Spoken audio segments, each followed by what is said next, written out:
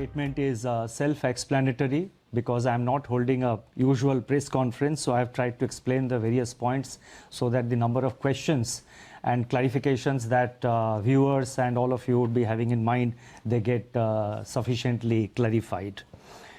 I would like to begin with a quote from the father of the nation, Mahatma Gandhi, and I quote, "It is when the horizon is the darkest and human reason is beaten down to the ground that faith shines brightest and comes to our rescue.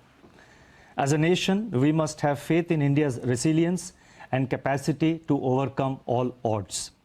COVID-19, a virus of the size of 0.12 microns, has crippled the global economy with more than 300,000 dead and economic activity across the world stalled. Once again, central banks have to answer the call to the front line in defense of the economy. The recent release of macroeconomic data that for the first time revealed the damage wrought by COVID-19 brought forward the need for an off-cycle meeting of the Monetary Policy Committee, that is the MPC, in lieu of the earlier scheduled meeting between June 3rd to 5th, 2020. Over the last 3 days, that is 20th, 21st and 22nd, the MPC reviewed the domestic and global developments and their implications for the outlook. After extensive discussions, the MPC voted unanimously for a reduction in policy repo rate and for maintaining the accommodative stance of monetary policy as long as necessary to revive growth and to mitigate the impact of COVID-19 while ensuring that inflation remains within the target. On the quantum of reduction, the MPC voted with a 5:1 majority to reduce the policy repo rate by 40 basis points, 40 basis points from 4.4% to 4%. Consequently, the MSF rate and the bank rate now stand reduced to 4.25% and reverse repo rate stands reduced to 3.35%. Before I lay out the backdrop, the rational and expected outcomes of the MPC's decisions, I wish to thank the committee members for their valuable contribution during the deliberations. I would also like to thank my colleagues in the RBI who have been working tirelessly in RBI's fight against COVID-19. My gratitude goes out to our teams for their intellectual support, analytical work, and the logistical arrangements. A special word of praise for our team of what is now about 200 officers, staff, and service providers who are working unstinted 24/7 in isolation away from their families in order to keep the essential RBI services available to the nation. Once again, I wish to express our admiration for the doctors, the healthcare and medical staff, police, law enforcement agencies, functionaries and personnel of the government, the private sector, banks and other financial institutions who have risen to the occasion day after day through the pandemic to ensure continuity in provision of all essential services. Our deepest gratitude to their families too. I would now like to provide an assessment of the current macroeconomic situation, both global and domestic. By all counts, the macroeconomic and financial conditions are austere. The global economy is inexorably headed into recession. The global manufacturing PMI contracted to an 11-year low in April 2020. The global services PMI recorded its steepest decline in the history of the index. Among advanced economies that have released GDP readings for Q1 of 2020, contractions were in the range of 3.4% to 14.2%. For emerging market economies, the growth rate ranged between 2.9% and minus 6.8%. EMEs face additional pressures in the form of capital outflows and asset price volatility from the bouts of turbulence afflicting financial markets. The plunge in crude prices has dried up budgetary revenues for oil exporters. On the other hand, oil importers have been denied terms of trade gains by the crushing blow to demand delivered by the pandemic. According to the UNCTAD, the value of global trade contracted by 3% in Q1. The volume of world trade can shrink by 13 to 32% in the current year, as projected by the WTO. Global financial markets have calmed after a turbulent period in March, and volatility has ebbed, but markets have generally been disconnected from the developments in the real economy. Relatively unsung, global policy response by central banks and governments has been unprecedented. Let me now turn to the domestic developments. Domestic economic activity has been impacted severely by the 2 months lockdown. The top 6 industrialized states in India that account for 60% of our industrial output are largely in the red and orange zones. High-frequency indicators point to a collapse in demand beginning in March 2020 across both urban and rural segments. Electricity and petroleum consumption, which are indicators of day-to-day demand, have plunged into steep declines. The double whammy in terms of losses of both demand and production has in turn taken its toll on fiscal revenues. Investment demand has virtually been halted by a decline of 36% in the production of capital goods in March, which was coincident with a contraction of 27% in imports of capital goods in March and 57.5% in April. This is also evident in a fall of 91% in finished steel consumption in April and 25% shrinkage in cement production during March. The biggest blow from COVID-19 has been to private consumption, which accounts for about 60% of the domestic demand. The production of consumer durables fell by 33% in March 2020, accompanied by a 16% decline in output of non-durables. Similar indications are reflected in surveys of the fast-moving consumer space also. In the production sectors, industrial production shrank by close to 17% in March, with manufacturing activity down by 21%. The output of core industries, which constitutes about 40% of overall industrial production, contracted by 6.5%. In conformity, the manufacturing PMI for April recorded its sharpest deterioration to 27.4, spread across all sectors. The services PMI plunged to an all-time low of 5.4% in April 2020. Amidst this encircling gloom, agriculture and allied activities have, however, provided a beacon of hope on the back of an increase of 3.7% in food grain production to a new record. A ray of hope also comes from the forecast of normal southwest monsoon by the India Meteorological Department. By 10th May 2020, up to which the latest information is available, Kharif sowing was higher by 44% compared to the last year's acreage. Rabi procurement is in full flow in respect of oilseeds, pulses, wheat, benefiting the bumper harvest. These developments will support farm incomes, improve the terms of trade facing the farm sector, and strengthen food security for the country. Going forward, these would also have a salutary effect on food price pressures. The inflation outlook has become complicated by the release of partial information on the Consumer Price Index by National Statistics Organization, obscuring a comprehensive assessment of the price situation. From the incomplete data that have been made available, food inflation, which had eased in January, from its January 2020 peak for next 2 months, that is during February and March. Now suddenly they have reversed and surged to 8.6% in April as supply disruptions took their toll, immune to the ongoing demand compression. Prices of vegetables, pulses, oilseeds, milk and cereals emerged as pressure points. In the external sector, India's merchandise exports and imports suffered their worst slump in the last 30 years as COVID-19 paralyzed world production and demand. India's merchandise exports plunged by 60.3% in April, while imports contracted by 58.6%.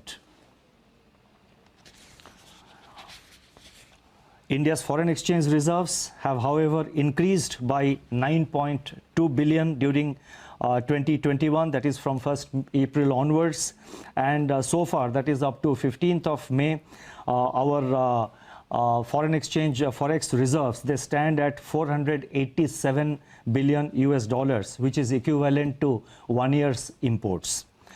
I now go to the outlook with regard to inflation and growth. Against this backdrop, the MPC assessed that inflation outlook is highly uncertain. The supply shock to food prices in April may show persistence over the next few months, depending upon the state of lockdown and the time taken to restore the supply chains after relaxation of the lockdown. Among the pressure points, the elevated level of pulses inflation is worrisome and warrants timely and swift supply-side interventions, including a reappraisal of the import duties. Immediate step-up of open market sales, PDS offtake by FCI to offload some part of excess stocks can also cool down cereal prices and also create room for Rabi procurement. Given the current global demand-supply balance, international crude oil prices, metals, and industrial raw materials are likely to remain soft. This would ease input costs for domestic firms.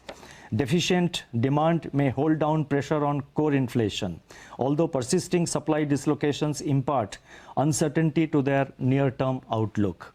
Much will depend on the shape of the recovery after COVID-19. Accordingly, the MPC is of the view that headline inflation may remain firm in the first half of 2020, but should ease in the second half, aided also by favorable base effects. By Q3 and Q4 of the current financial year, it is expected that the headline inflation will fall below the target of 4%. Thus, the MPC's forward guidance on inflation is directional rather than in terms of levels. Going forward, as and when more data are available, it should be possible to estimate the path of inflation with greater certainty. It is in the growth outlook that MPC judged the risks to be the gravest.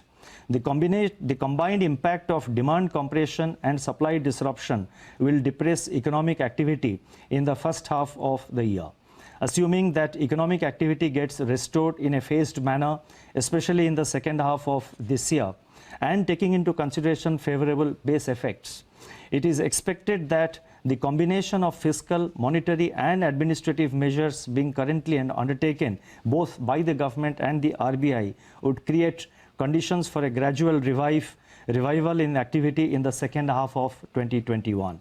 Nonetheless, downside risks to this assessment are significant and contingent upon the containment of the pandemic and quick phasing out of social distancing and lockdowns. Given all these uncertainties, GDP growth in 2021 is estimated to remain in the negative territory, with some pickup in growth impulses in H2 2021 onwards.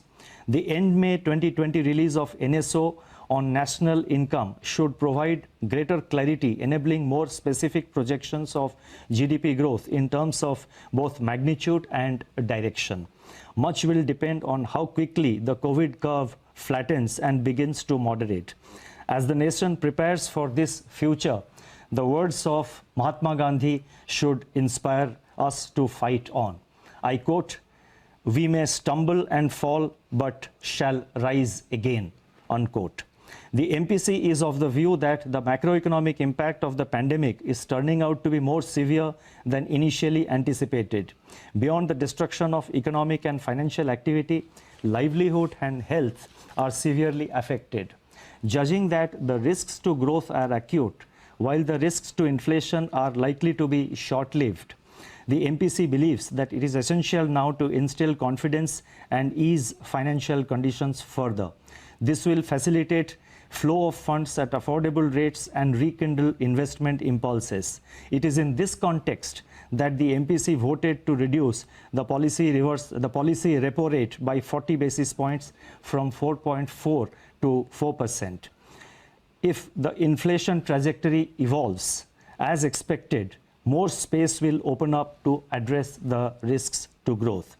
Now, I now turn to some regulatory and development policy announcements.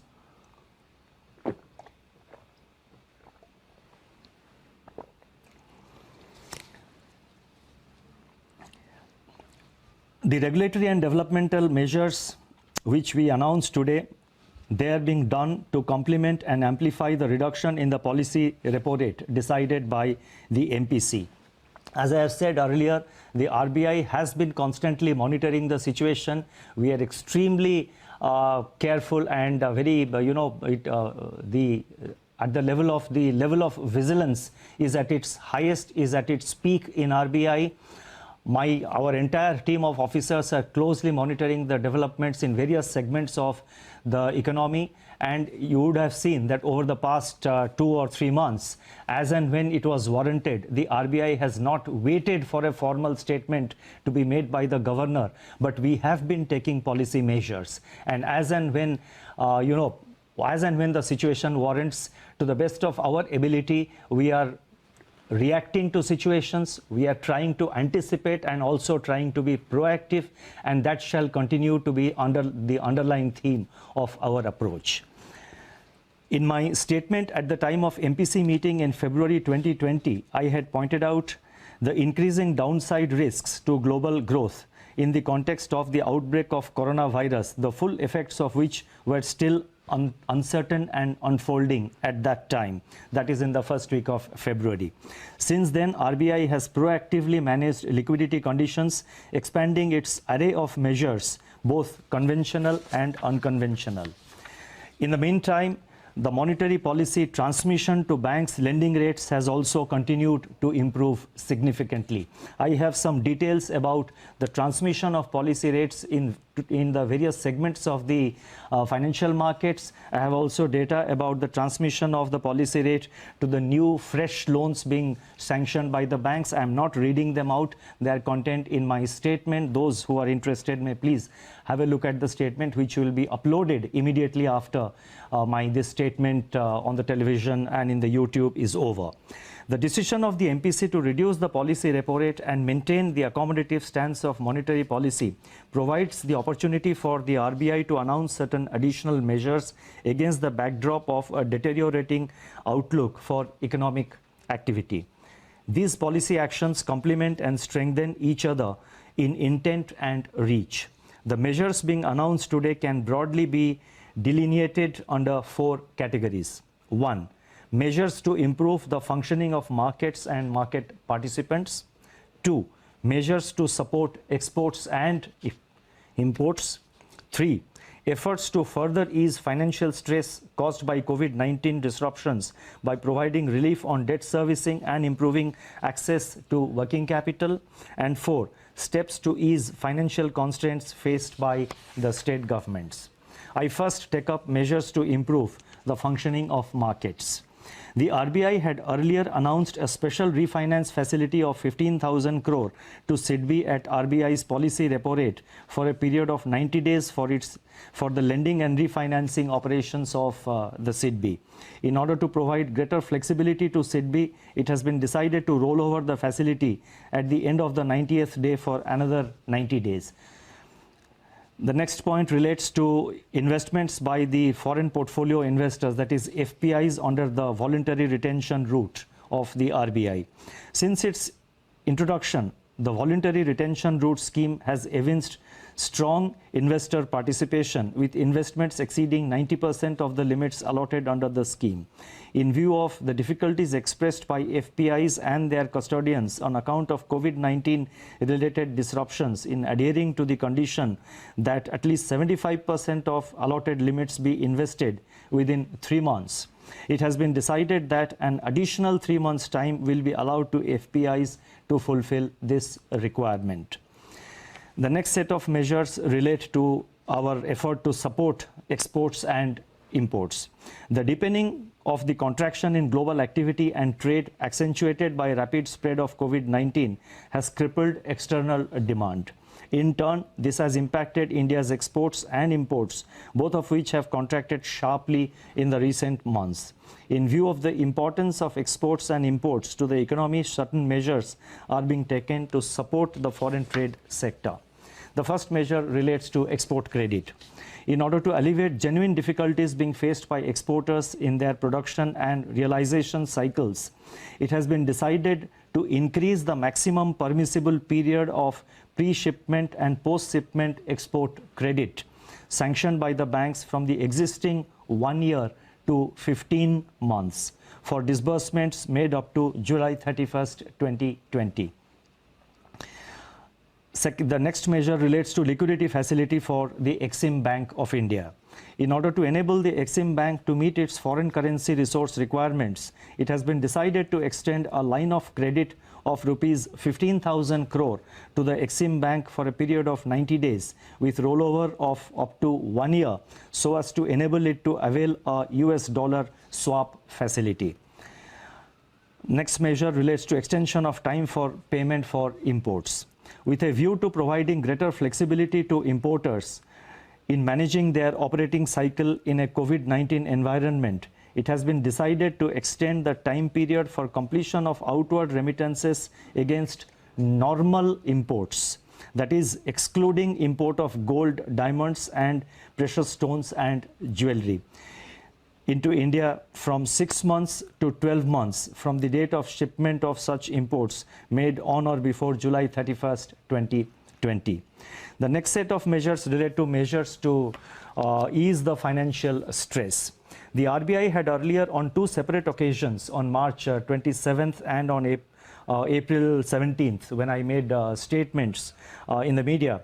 The RBI had announced, on both these occasions, certain regulatory measures pertaining to granting of 3 months moratorium on term loan installments. That is the first one we had announced. 2, deferment of interest for 3 months on working capital facilities. 3, easing of working capital financing requirements by reducing margins or reassessment of working capital cycle. 3, exemption from being classified as defaulter in supervisory reporting and reporting to credit information companies. 5, I think 1, 2, 3, 4, 5, I'm just listing out. It's possible that I missed to, that exemption probably was number 5, exemption from being classified as defaulter. I think that was 4. The 5th point is extension of resolution timelines for stressed assets. And the 6th point was asset classification standstill by excluding the moratorium period of 3 months. So all these measures we have announced on 27th of March and on April 17th, essentially arising from this 3 months time we gave, 3 months moratorium we allowed on the term loans, then on working capital we allowed certain relaxations and associated measures. In view of the extension of the lockdown and continuing disruptions on account of COVID-19, the above measures are being further extended by another 3 months from 1st June till 31st August, taking the total period of applicability of the measures to 6 months. That is from 1st March to 31st August 2020. The lending institutions are being permitted to restore the margins. Now, this is another announcement which I would like to draw your attention to. The lending institutions are being permitted, not only with regard to working capital, we are extending the time limit by another 3 months, but the lending institutions are being permitted to restore the margins for working capital to their original levels by 31st March 2020. This is one area where we had given 3 months time. Now we are now giving time that the margins which the reduced margins, that will be restored by 31st March, which will make it easier for borrowers to sort of manage their finances, manage their cash flow in a gradual manner. Similarly, the measures pertaining to reassessment of working capital cycle are being extended up to 31st March 2021. Additionally, it has been decided to permit lending institutions to convert the accumulated interest on working capital facilities over the total deferment period of 6 months, that is from 1st March to 31st August, into a funded interest term loan, which shall be fully repaid during the course of the current financial year ending 31st March 2021.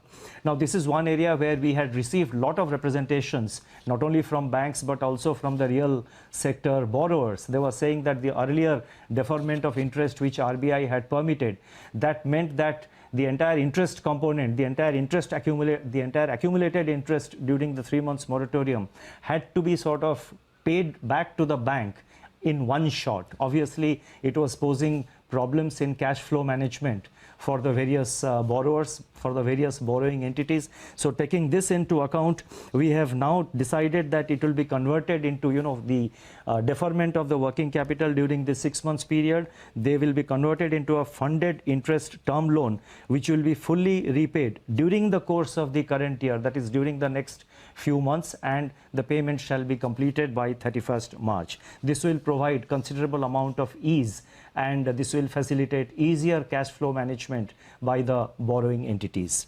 In view of the current difficulty in raising resources from capital markets, the group exposure limit of banks is being increased from 25% to 30% of eligible capital base for enabling the corporates to meet their funding requirement from banks. The increased limit will be applicable up to June 30th, 2021.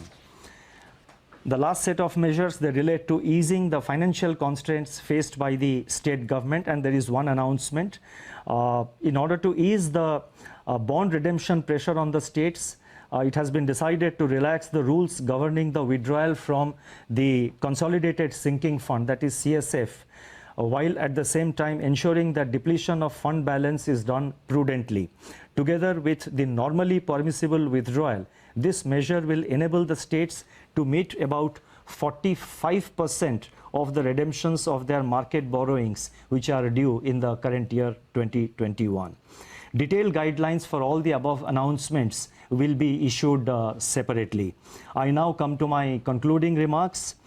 I would like to say that central banks are typically seen as conservative institutions, yet when the tide turns and all the chips are down, it is to the central banks that the world turns for support, and this is all over the world, almost in every country, and this is visible in the action being taken by the various central banks across the world. And you would have noticed in India also the RBI is trying to take necessary measures, and we are, whatever maximum measures we are able to undertake, the RBI is at the forefront and is taking the measures. Going forward, as I have said, we will continue to be vigilant, and we will take whatever measures are necessary to meet the COVID-related challenges which are ahead of us. As I have stated earlier, the RBI will continue to remain vigilant and in battle readiness to use all its instruments and even fashion new ones, as recent experience has demonstrated, to address the dynamics of the unknown future. The goal, as I have enunciated earlier, are: number one, to keep the financial system and financial markets sound, liquid, and smoothly functioning. Number two, to ensure access to finance to all, especially those that tend to get excluded by the financial markets. And three, and very important, to preserve financial stability. It shall be our endeavor that RBI's actions and stance contribute to laying the foundations for a better tomorrow in India. Today's trials may be traumatic, but together we shall triumph. I would like to conclude on this optimistic note. Thank you very much for your patience. All right, you heard the Reserve Bank of India governor there with the second emergency interest rate cut since this COVID crisis has begun. The MPC has decided to cut interest rates by 40 basis points. It was announced by the governor. Now, that will take the repo rate down to 4%. Repo rate was already at a record low, so this takes it down a little bit further. Now, the MPC obviously will also, the MPC's rate decision will mean that the reverse repo rate gets pegged down. There isn't a change in corridor, so the reverse repo rate goes down to 3.35%. The guidance was important because the MPC has stayed away from giving numerical forecasts for both inflation and for growth. But on inflation, they said that the outlook is slightly cloudy. The outlook suggests that the first half of the year will continue to see relatively elevated inflation rates.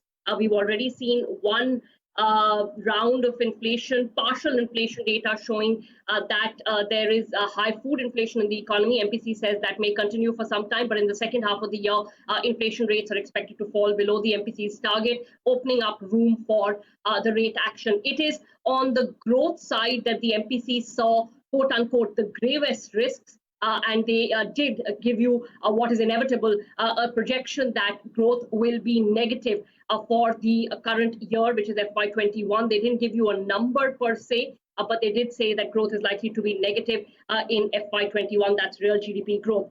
As a result of this, they have decided to cut rates in a second emergency meeting. And they have given guidance suggesting that if inflation remains in check, there could be room for further rate action as well. The monetary policy stance remains accommodative. That's on the monetary policy side. There are a host of regulatory measures as well, but perhaps the most important of them is the fact that the loan moratorium has actually been extended till the 31st of August.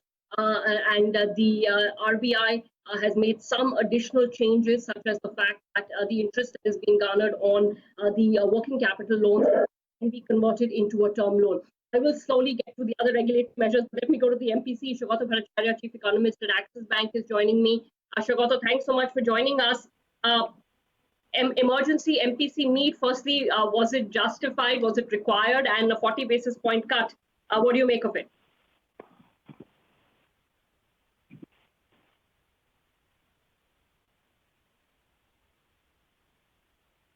Hi, Shugata, can you hear me? Hi, I think we're having some trouble with Shugata's audio. I will try and get back to him again. Shugata, I'll try that again. I want to get your views on the second emergency rate cut of 40 basis points.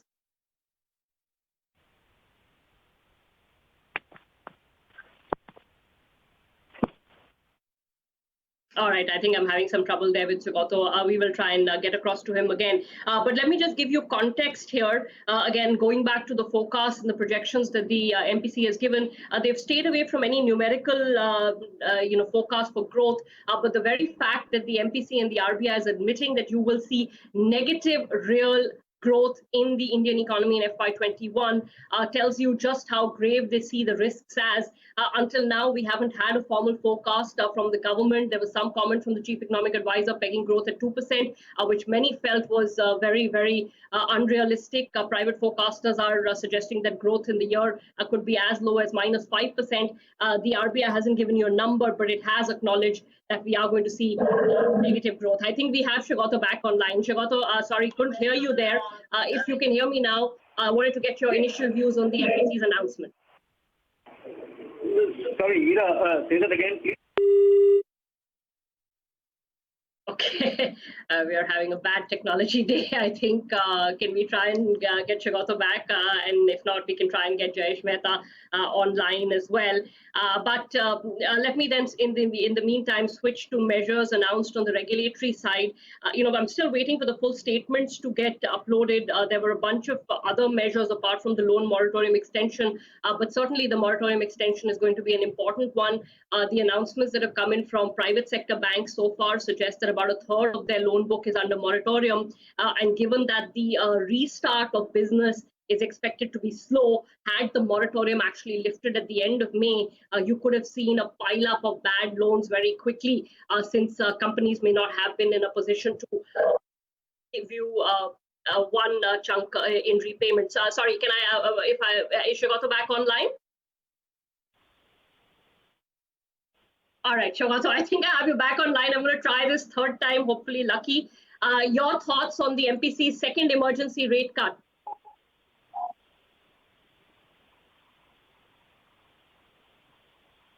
Hi, Shugata, can you hear me?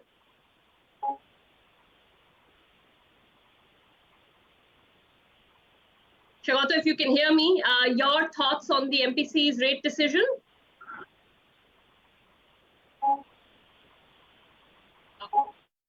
Okay, this isn't working. we really are having a bad technology day. But I'll go back to what I was talking about, which is the loan moratorium. So with another extension of 3 months, that takes us to the end of August.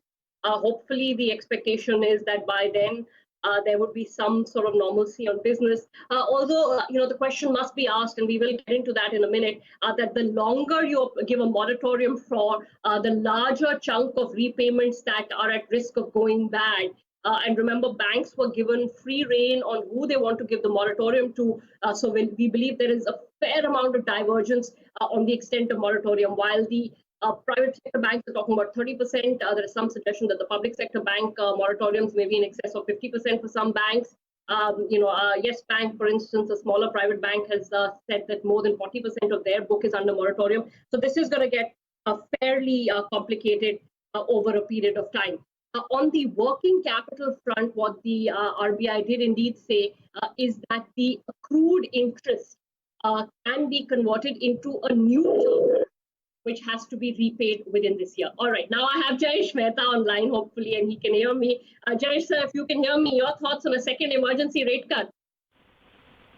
I think rate cuts in this kind of situation is always welcome, but I think market was completely unprepared. So I would say it was more of a surprise rate cut. Till the announcement, when the announcement came till the time that governor is speaking, nobody really expected rate cut to come right now, right? Maybe, yes, people were expecting, but maybe another month or so or whenever due, but not today. But so it is surprisingly positive. Now we have to see, people are going to question that, okay, what about this on transmission to loans and other things? But as we talked last month or maybe few days back, that basically as the government, the sovereign yield keeps on coming down, the other credit and other starts looking attractive at some level. And that's how the credit curve is built. Yes, there are challenges, but I do expect government bonds to come down further. Jayesh, sir, the 3 basis points, a precious 3 basis points down on the new tenure from what I can see. That's not much of a reaction, probably because of other factors that continue to impact the debt market. So I'm a little confused as to the need for this emergency rate cut right now. There is a question on bank transmission. I'm not sure how much is going to transmit through the bond curve. And on the other hand, you are increasingly starting to use up your space, aren't you? I think people are still not realizing that the excess at 3.35, right? Now, instead of 375, it moves down to 3.35. So that itself is going to hurt, right? And at 3.35, we are still 10 basis points higher than 2008, and this crisis is more than 2008. So I think that should get people worried. But as of right now, people are just looking at the current situation. But I think still the 3.35 rate has not seeped into the people. But if you look at the old 10-year, which is 645, right, 2029, that actually moved almost like 10 basis points, right? It actually went down to 588, now maybe trading at 592 or so. So definitely it will help the bond yield, the government bond yield. It will help state government a little bit. But eventually it has to percolate to the corporate, which will happen first with increasing LEF. Therefore, the high grade, when I say corporate bonds, it's AAA corporate bonds, that demand can get a little bit more with the LEF coming in. And then that's how it will transmit. Yeah, but it's a slow transmission. It takes time, but that's how it will transmit lower down on the credit. Jayesh, sir, what did you make of the guidance? They said that the inflation picture is slightly murky. First half inflation may remain high, second half likely to come down. And on the growth side, they said, of course, the risks are grave, negative FY21 GDP, which private forecasters were already saying. But it didn't look, did it sound to you like there would be subsequent rate cuts at every policy meet whenever that happens? Or do you think that from here on, they may be more measured in rate cuts? No, I think it's going to be very, very focused, right? So it's going to be very focused in terms of growth, and growth will help residents at this juncture over inflation. Nobody's going to talk about inflation at this juncture. Yeah, you could have a little bit supply side inflation issue because of the lockdowns and people getting normalized on the supply chain. But I don't think anybody's going to talk about inflation, at least for near term, anywhere, with the kind of lockdown the whole world has went through. So from that perspective, if we don't see transmission, if we don't see action, we might see a little bit more sell. But yeah, naturally, you can't, after having 40 basis point, we almost at like 4%.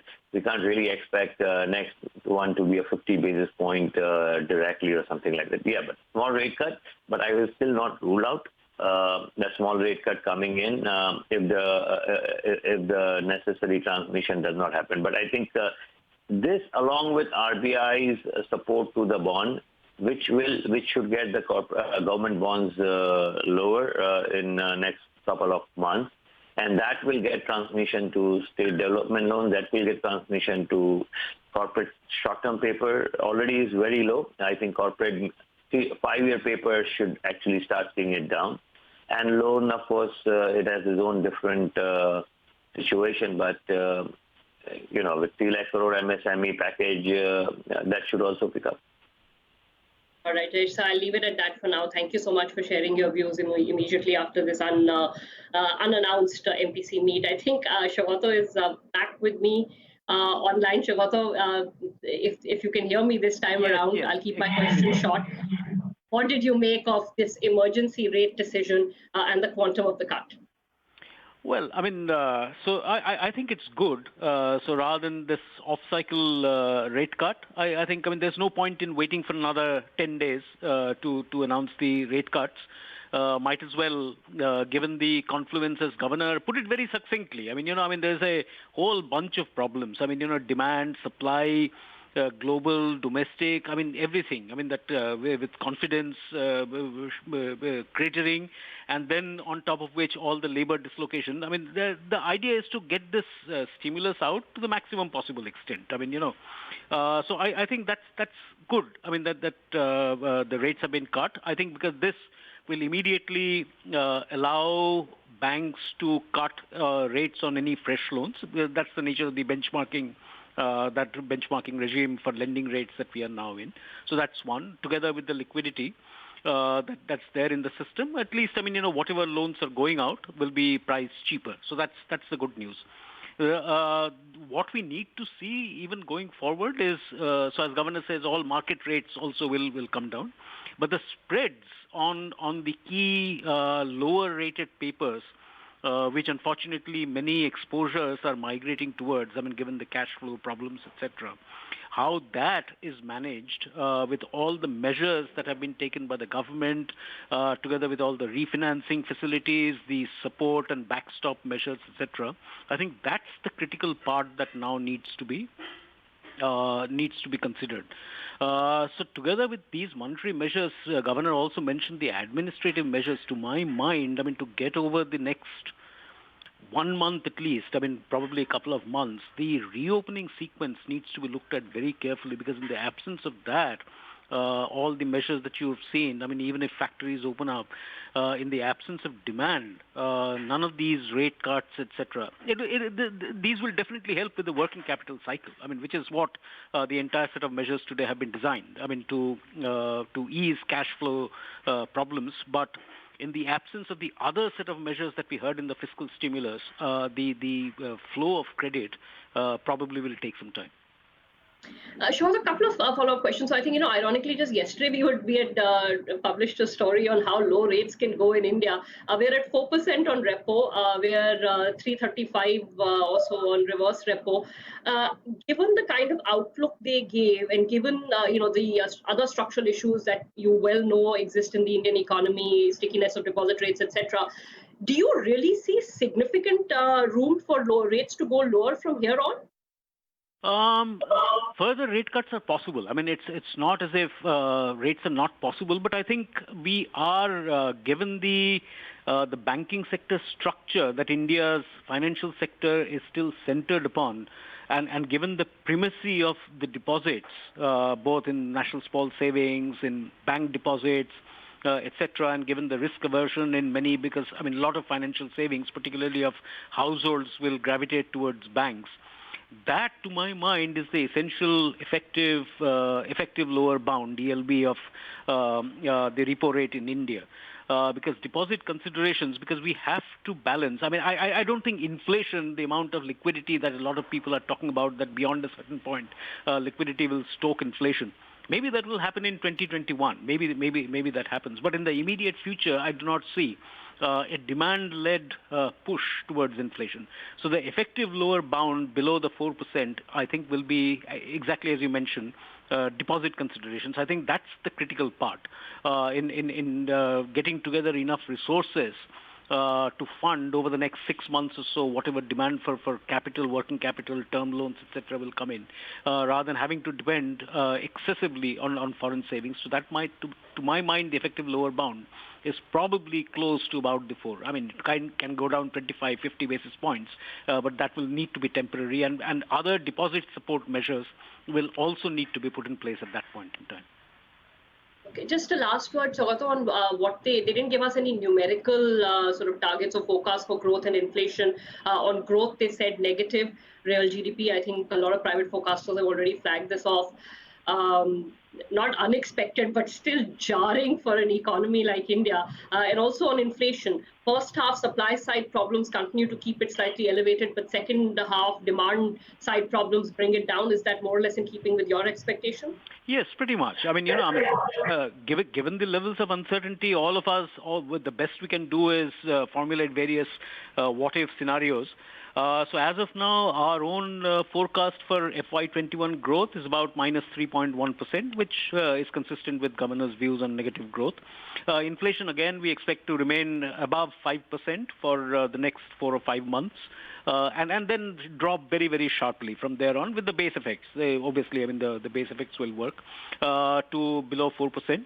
So that is exactly what the governor is also saying. The governor's statement has said, and depends on a lot of factors. And because what I'm worried about at this point in time, not from a demand perspective, but the way that you've seen Brent and the Indian crude basket recovering from the lows that we had seen just about a month or so back, and given the break-even points, I'm not an oil expert, but given the break-even points that I think are now current for production to resume, I think I see oil creep back up. Again, our estimate for the year is $40 to $45 for the Brent. Commodities are already rising because the rest of the world will sooner or later start opening up. China has already done that, so commodities prices, particularly metals, will also increase. So there is that remaining risk that remains there. But given the condition that we expect of India's demand, I do not think inflation is likely to be a big problem. I think exactly as the governor said, reviving growth is. Saugata, thank you so much. Appreciate your persistence with the technology issues and joining us for your thoughts. Appreciate it indeed. Let me get another economic view. Rahul Bajoria, Chief India Economist at Barclays, is joining me as well. Rahul, I'm not sure anybody was anticipating another emergency MPC. I don't know whether it was driven by the disappointment around the fiscal package, or the MPC actually believed that they need to keep acting as soon as there is information available. But what do you make of it? Well, I would say we were kind of anticipating a bit of a coordination between the fiscal and monetary steps. So I thought the probability of a front-loaded cut was always there. I think, again, today the steps that have been laid out, including bringing forward the meeting, probably shows that RBI has been nimble and being fairly calibrated in the way they are responding to the incoming data. Today's prognosis from the Reserve Bank was clearly a lot more strenuous, and they are indicating that the willingness to do big steps, whether it is bring forward the meeting, take a negative view on the economic cycle and accordingly respond, is very much there. So I would say I was largely happy with the set of steps that have been announced today. What is the effectiveness of both the last round of rate cuts and the current round of interest rate cut, Rahul? What has been the extent of transmission, and do you expect to see this bring down both rates in the interest rate market and also on the bank loan side? So I would say from a transmission perspective, obviously in India it takes at least 9 to 15 months for any rate cut to translate properly. But I think from a signaling perspective, it is quite important. We have already seen rates markets, money markets respond to this particular cutting cycle, and I think the promise that there is more space to cut rates will continue to keep money market rates quite low. I think the steps taken to sort of improve relief given to FPIs, the steps taken to kind of increase the debt moratorium also probably gives some comfort to banks that, the Reserve Bank is trying to provide support to everyone. And so I think even if the funding rates don't necessarily move down a lot, I think credit availability is going to remain high, and probably this helps at the margin to improve the credit transmission more than the rate transmission. It could, however, be equally argued, Rahul, that at this point in time, there is no demand for credit. Until the economy starts to open up, lower interest rates are not an effective tool to actually spur demand. Could the RBI, could the MPC have waited a little while longer to announce more rate cuts, being fairly mindful of the fact that space is not unlimited in India? We may not be at a zero lower bound, but before you joined in, we were talking to Shagato. There is an effective zero lower bound in India as well, which may include a calculation of what deposit rates, etc., are in the country and can go down too. I'm just worried that they're using up their space very quickly. So I don't think there is any indication that we are heading, say, below the deposit rates. I think even now for most of the large banks, the reverse repo continues to remain above the deposit rate. My sense will be that I don't think a front-loaded cutting cycle necessarily indicates a deeper cutting cycle. My sense is that this acts more as a signaling tool rather than anything else. And, the steps taken to kind of increase the support, not really, growth capital. I agree on the demand point that demand for credit, especially for growth capital, is going to remain weak. But I think right now, survival or solvency capital is probably what the RBI and the banks should be trying to provision for. Okay, last word, Rahul, on the growth and the inflation, not projections, but outlook that the governor shared. Is that more or less in line with your expectation, negative real GDP growth for FY21? And on inflation, perhaps a decline in the second half more than the first half? So I would say the first half outlook is broadly consistent with what we are anticipating. I think the second half, perhaps the RBI is factoring in a bit of a weaker recovery cycle, but I think the variance around projections right now across the street will be very, very high. And a lot of it is probably just, kind of shooting in the dark, given that, multiple factors will affect it. But I think the expectation or the indication that growth could be negative for the fiscal is perhaps a signal, again, enough signal for the RBI to keep policy conditions fairly accommodative, despite indicating that inflation is likely to remain sticky in the near term. So I think they are trying to signal to the market that things are going to remain fairly accommodative given the evolving situation. All right. Thanks so much for that, Rahul. Appreciate you taking the time to speak to us. That's the economic view, that these are front-loaded cuts, and perhaps there's a combination of factors behind it. Just the very large output gap staring the MPC in the face. Some amount of it may be coming in from the confidence side as well, the need to bring in some confidence into the economy, into the markets. All right, let me just do one last round of questions, and this is on the regulatory measures. Karthik Srinivasan Vikra is joining us. Karthik, good morning. Thanks so much for joining us. Can you highlight what you thought were the most important of the regulatory measures announced by the RBI? I think the cut in repo rates was in line with expectations. Moratorium extension was also by and large on cards given the current situation. I think these two are by and large on cards. What we just hope is, the extension of moratorium gets applicable to NBFCs and HFCs, MFIs as well. And in the first period of moratorium, there was a bit of confusion around that phase.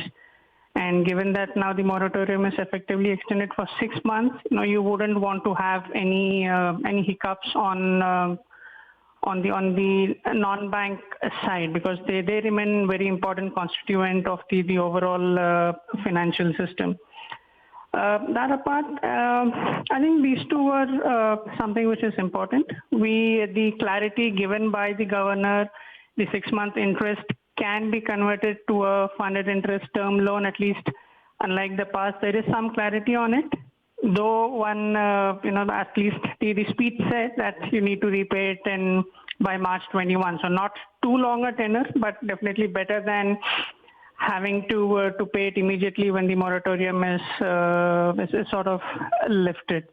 So I think these were some of the important things. One could have possibly expected a bit more on an asset classification or a restructuring guidelines, but maybe the RBI is also doing it in stages. They've still kept some of the ammunition with themselves. Even after the 40 basis points cuts, the governor did mention that depending on how the inflation trajectory and the growth trajectory moves, there would be some space for further actions over the next few months.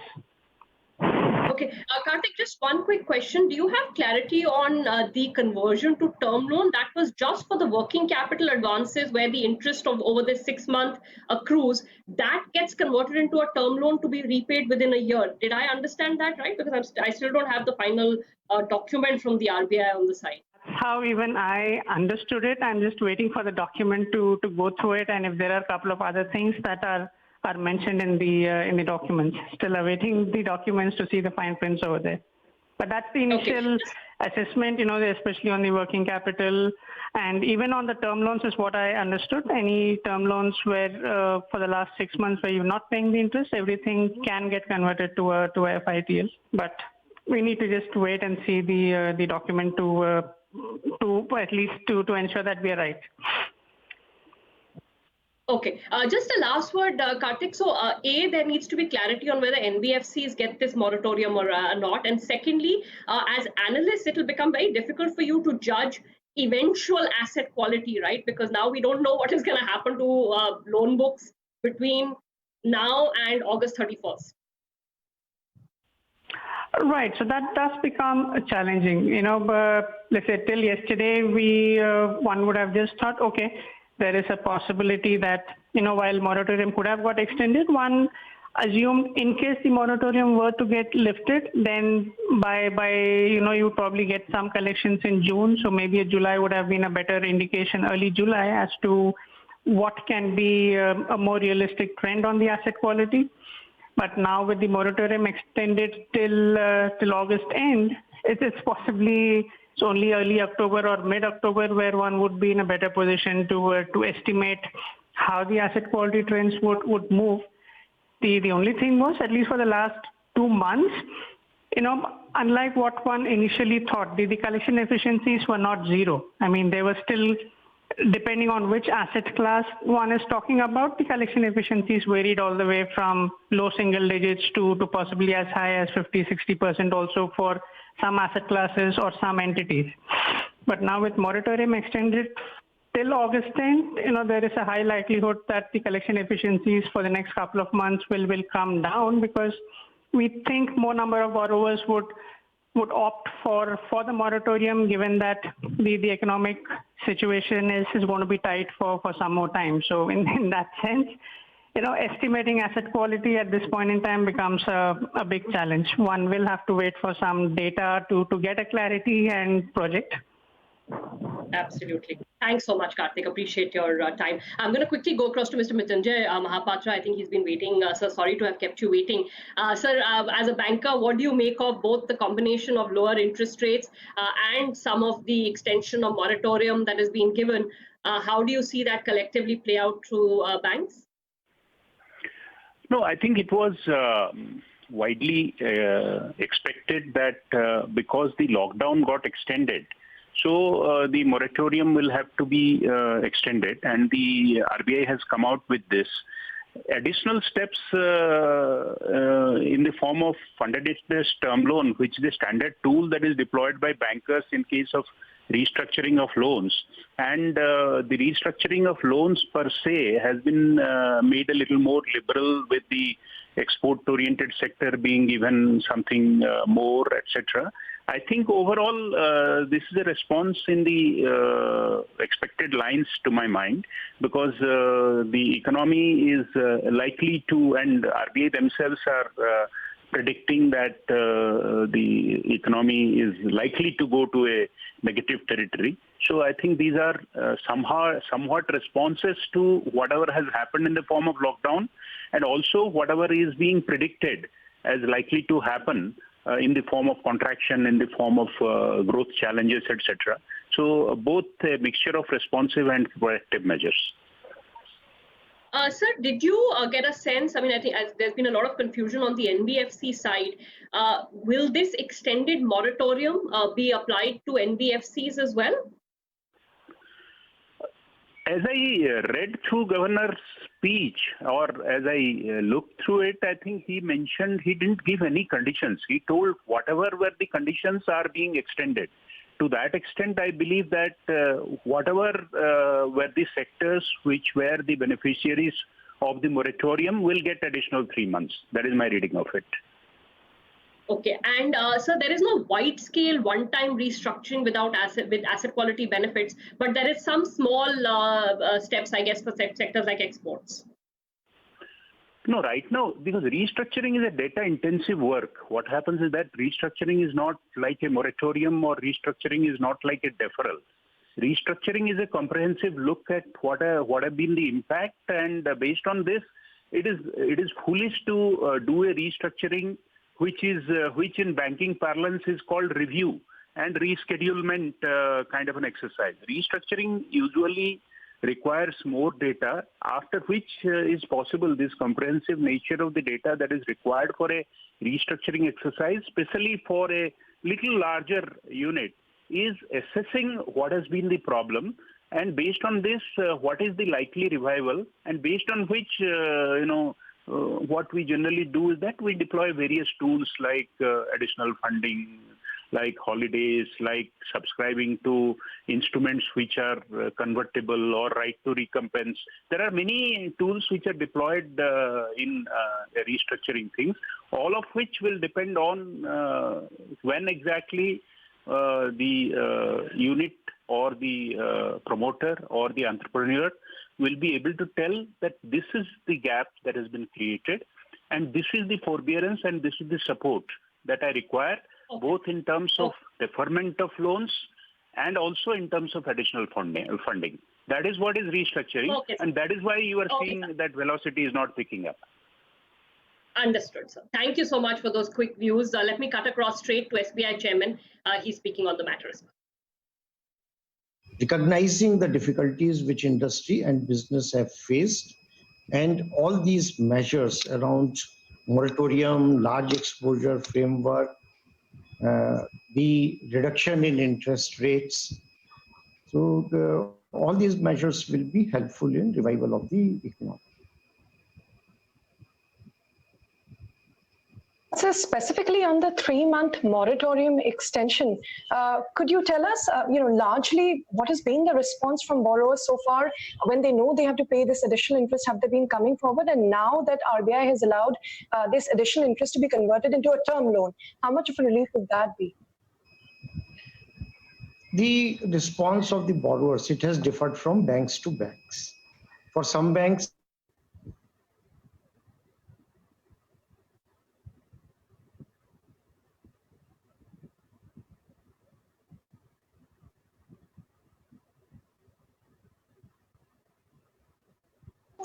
relief which IBA had recommended, that this 90 days moratorium, let there be another moratorium of 90 days, because when this announcement around moratorium was made in March, at that time, nobody had expected that the lockdown will be extended for such a long period. So it is a policy response to the situation which has emerged. And if we look at the announcements by the Honorable Governor of Reserve Bank of India.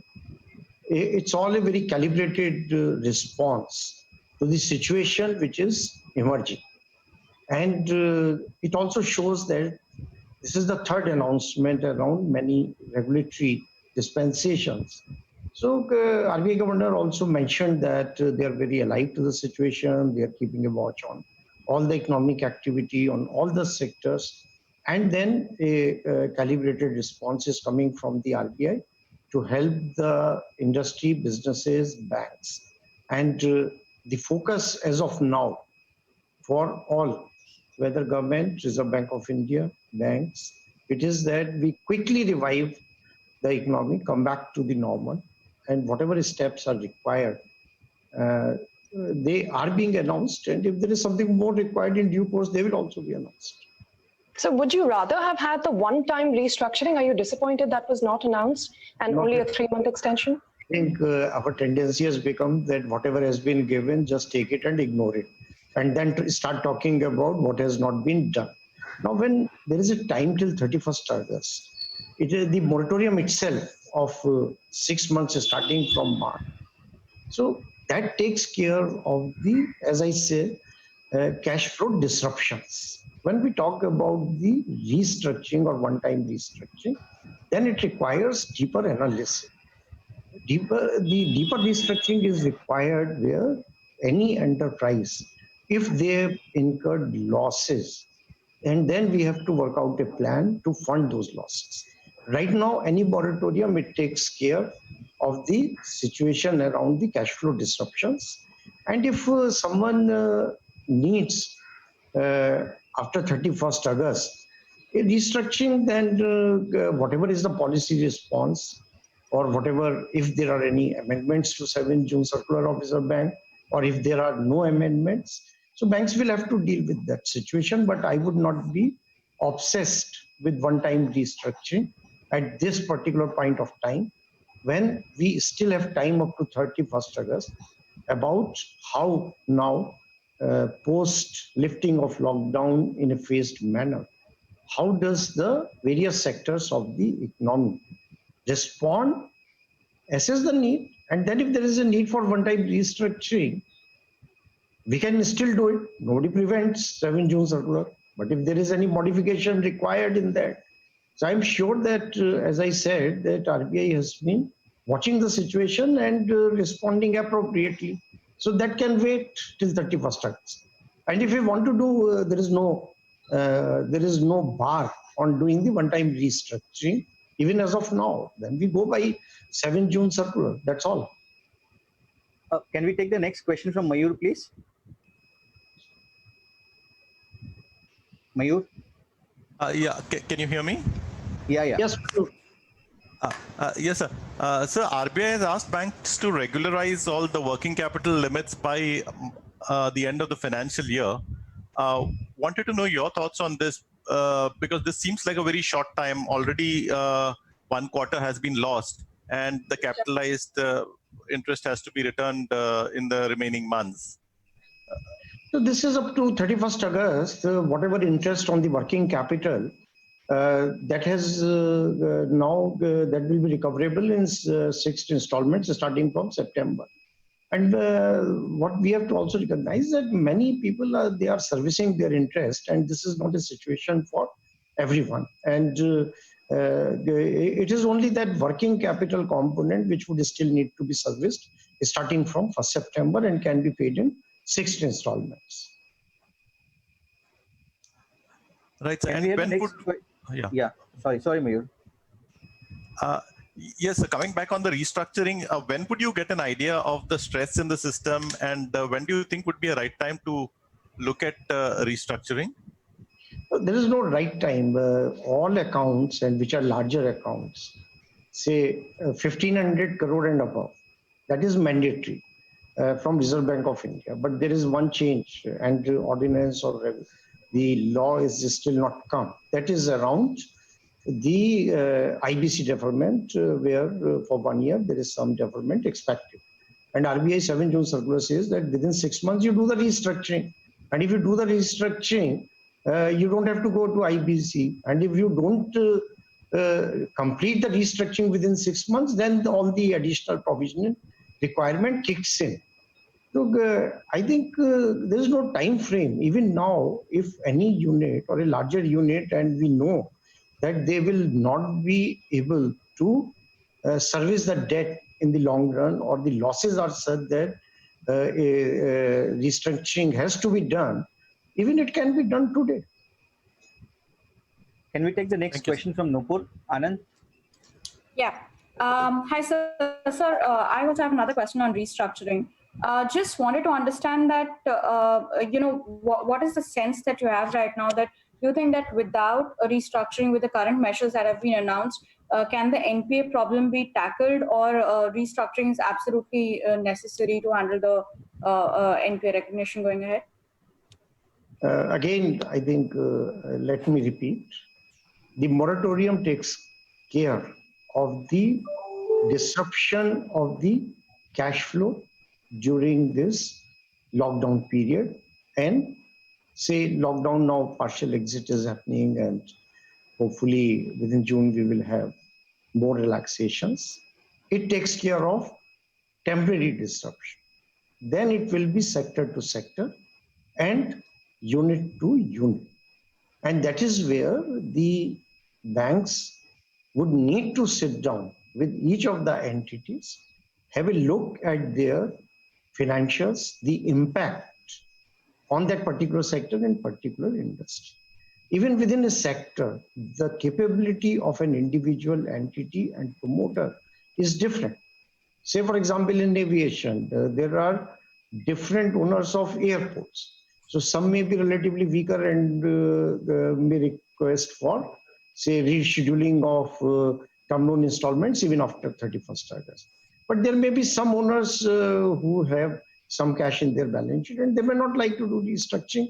So I think this would all depend upon the individual entity and a specific sector. And as I said, that there is already a framework, 7 June resolution framework. And what did it say? That you do the restructuring within 6 months and determine what is sustainable debt, what is unsustainable debt, and do the necessary classification and promotion. So if any amendment or any modifications are required, I think as the situation evolves, RBI would take cognizance of that and give the policy response. Can we take the next question from Vishwanath, please? Sir, hi.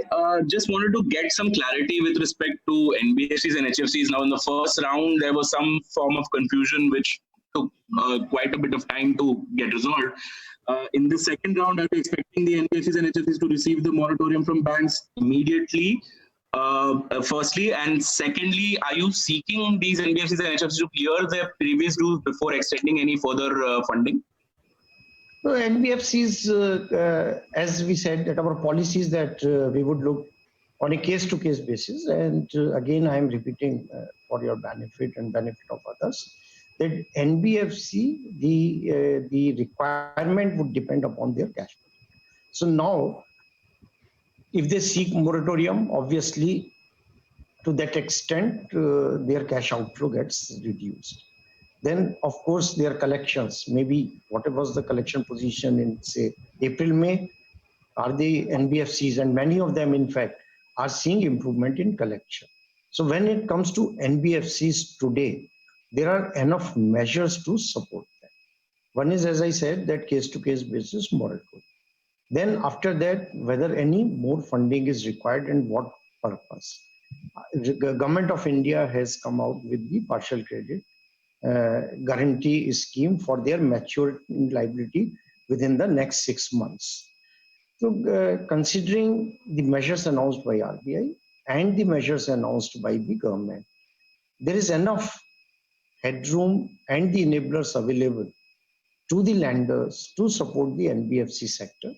Everybody recognizes its importance, the multiplier effect which it has, and the policy measures announced so far, in my view, they take care of the NBFC sector. Sir, just wanted to get some clarity. I mean, obviously, in the first round, because they had almost nearly completed their collections for the March quarter, it was expected that they would have the cash flows. But now it's already been 3 months. Now another 3 months is going to be added to this moratorium. People's businesses are not going to really turn around. So it is expected that their collections may then suffer now because of this lockdown as well as the macroeconomic impact. Would it be prudent for banks to offer NBFCs the moratorium just like they have offered it to the other borrowers openly, and then probably let them select if they want to opt out of it? We would go case by case, because each and every entity we have to look at their cash budget and take a decision. Can we have the next question from Saloni? Yeah, hi, can you hear me? Yes. Yeah. Yeah. So I just had a question on the banks. I mean, the banking system per se. I mean, your income has been impacted, but you have expenses. You're paying your depositors. So how are you? I mean, now again, this moratorium has been extended by another 3 months. Obviously, you are extending it to your borrowers. How are you then trying to balance this income versus expenses for banks? And I believe that a similar request had gone to the RBI where you could sort of stagger your expenses, if I'm not wrong. So how are you doing this? How are you balancing this? No, this is a very, Sonali, let me put it this way, a very funny question. If it is a loan, then till such time it is a performing asset, your interest income continues to accrue. The meter of the banks never stop. So on the loans, interest continues to accrue, and on deposits, also interest payable continues to accrue. It is all about that when do you recover. So for working capital, say for example, RBI has said that from say 1st March to 31st August, the interest will be accruing but not payable till 31st August. It becomes payable in 6 installments starting from 1st September. So the accounting in respect of performing loans is done on the accrual basis, and in respect of non-performing loans, it is done on the cash realization basis. Okay, got it. Okay. One more question. Saloni, please, we have other. Saloni, let us take one question. Ritesh, let us ask. Okay. Yeah, Saloni, go ahead. Just one clarity. Will the moratorium be extended for new customers? Like if I did not apply in the 3-month earlier window, can I apply now? Yeah, sure. Okay, thank you. Can we have the next question from Tamanna? Good morning, Mr. Kumar. Hope you're doing well. Yes, yes. Yeah, so two questions really. One is, what is the kind of impact you see on savings rate? We've already seen some cut in retail rates. Do you see that extending? And also, do you see the demand for extension of moratorium going up, considering now that the lockdown has been extended? As far as the interest rate on deposits is concerned, so we will convene our ALCO. This is the process where we review what is the impact of the announcements made by the Reserve Bank of India, and accordingly we decide on the deposit rate. So that until such time our ALCO meeting is held, I can't comment on that. But obviously the interest rate scenario as of now is that interest rates are going down. So when they go down for borrowers, they go down for depositors. And what was your other question about the? Do you see an increased demand for those who will want to take the moratorium option, considering that the lockdown now has been extended? The lockdown has been extended, so maybe more people ask for it. But as I said earlier to some other question, that every bank, their profile of the customers is different. And there is a varying degree of percentage of borrowers who have opted for moratorium. In case of State Bank of India, that percentage is much lower as compared to other banks. What was it, sir, in round one, if I may ask, for State Bank of India? It was about, I think, around 20%. Thank you. Tamanna will take the next question. I will take the next question from from Abhijit Lele. Abhijit, please, we have other. Saloni, please, we have the next question from Abhijit Lele. Good morning, Mr. Kumar. Hope you're doing well. Abhijit, please unmute yourself. Good morning, Mr. Kumar. Hope you're doing well. Yeah, Abhijit. Abhijit, can you hear us? Okay, if not Abhijit, Bijoy, can you hear us? You can take the next question. Hi, it's Bijoy. So just again, going back to RBI on restructuring, do you think that banks can manage with the current level of provisioning? Because RBI has not spoken about the 5% additional provisioning that they had mandated for all the moratorium accounts. Do you think that RBI will? Have you had any sense from the RBI when you had your conversation whether they will expect you to make higher provisions or just 10% is what they will hold for these moratorium loans? There is no change in that as per the announcement made today.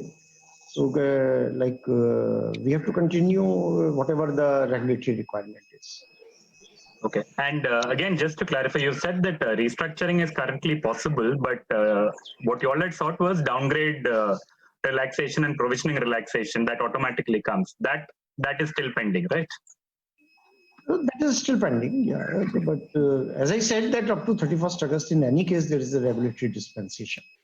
And in this 3-month period, what as a bank I will do? I will review all my accounts, and wherever a borrower feels that after 31st August also, their losses are such that there is no other way but to restructure their loan, then we will take that call.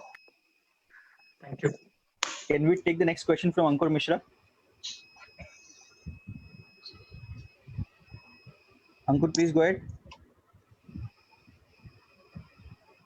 I think Ankur cannot. Abhijit, are you around?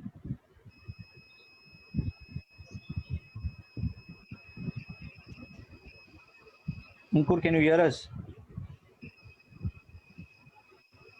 I also have questions from others right now. I think Hamsini wants to ask a question. Hamsini, can you hear us? You can go ahead. Yeah, thank you. So I just want to, you said about 20% of the customers have so far availed the moratorium. So in the next phase of moratorium, do you see the number going up? Is it too early for you to give any projections, or you can help us around that? Because I'm not seeing that moratorium as a concept has really hit the ground with a lot of borrowers. It has some people are hesitant that, why pile on to more interest cost and things like that. What is your reaction to it? That's a very sensible thing, right? Like on day one, when moratorium was announced by RBI on 27 March, I had in my conversations indicated, pay if you can. If people are able to pay, they should pay. If they are unable to pay, then they should take the benefit of the moratorium. So for SBI, only 20% of your overall customers are facing some cash flow problem. Is it safe to assume so, sir?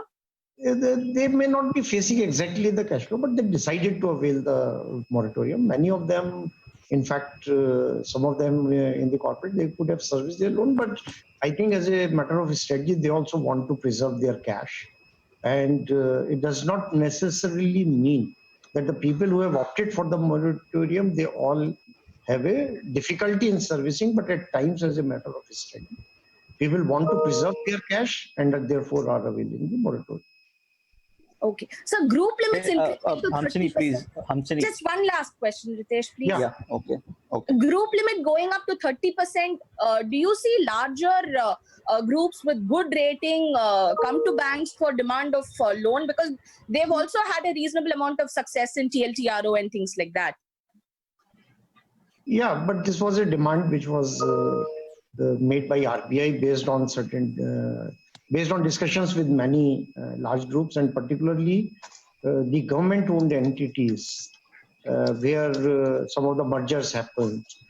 And as a result of that merger, the large exposure framework, they were proving to be inadequate. And at this point of time where more money needs to flow into investment, so this is again a very welcome and a very pragmatic step taken by us. Thank you very much, sir. Can I have the next question from Ankur, please? Yeah. Hello, sir. Yeah. Yeah.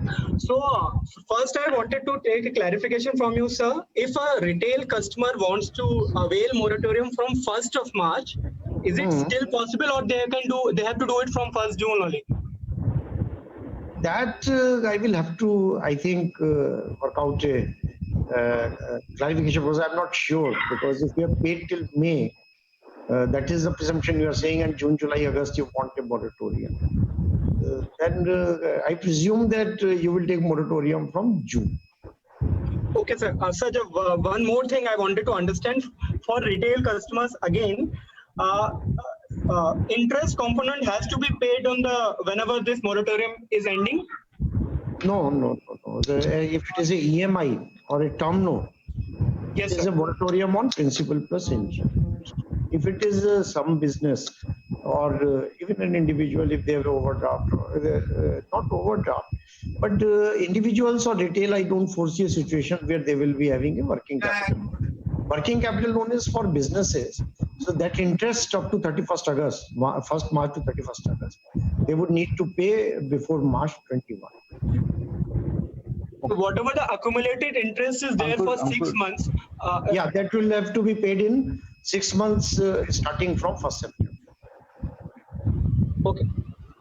Can we take the next question from Anand Adhikari from Business Today? Yeah, good morning, sir. Sir, good morning.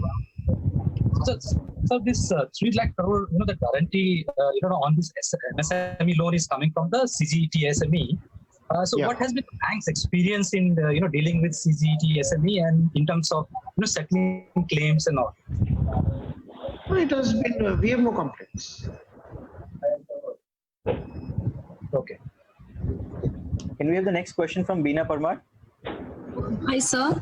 I want to ask what exactly is the resolution mechanism given the measures announced today, and also that IBC filing of cases under IBC has been suspended for a year. How will resolution be impacted? Resolution is that the resolution framework of Reserve Bank of India of 7th June, that is still valid and it remains. Is that enough? Now, in today's circumstances, there is all the more reason for the banks that if any client comes for a restructuring or a resolution, that should be done within a 6 months. But sir, is that enough? Is it helping? Because June 7th hasn't really worked as much for companies and banks as such. No, it has. Why do you say so? Many cases, rectifications, many cases the restructuring has been implemented.